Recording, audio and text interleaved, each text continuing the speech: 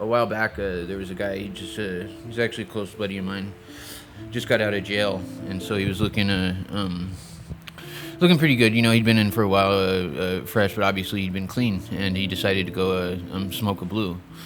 And I was just hanging out. He was over near my spot, actually, and I was just hanging out, and he, all of a sudden I hear Narcan, and ran over, and after 2 hits off a blue, he went face down. And some people that are just not used to the scene, not used to the dope, and they come around, and then they try to kill it, or they do kill themselves, you know. I mean, it almost makes you angry, you know, but then you see your friend every now and then, and it scares the fuck out of you.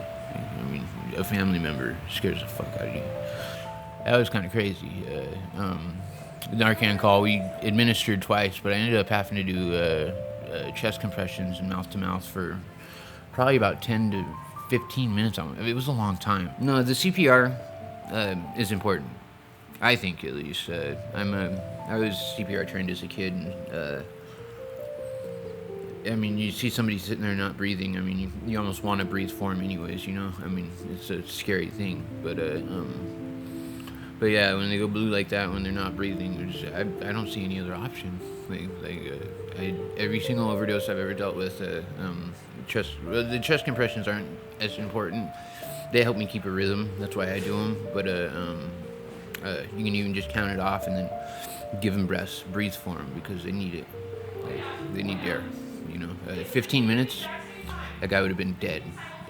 He would have been gone. It was like 15 minutes before he actually got up and left, but we had an ambulance in route and stuff like that.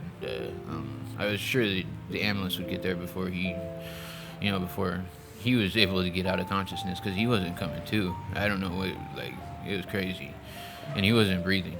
He was not breathing. I had administered mouth-to-mouth to a man for longer than I'd like to admit. I used to hang out at Civic Center a lot, actually, and it was a couple of years ago. That was called out every day. Every day you had to go. We had somebody, you know, and a lot of people try to be, you know, stars or, you know, superstar, doctor, whatever, you know. But after a while, it just gets kind of old.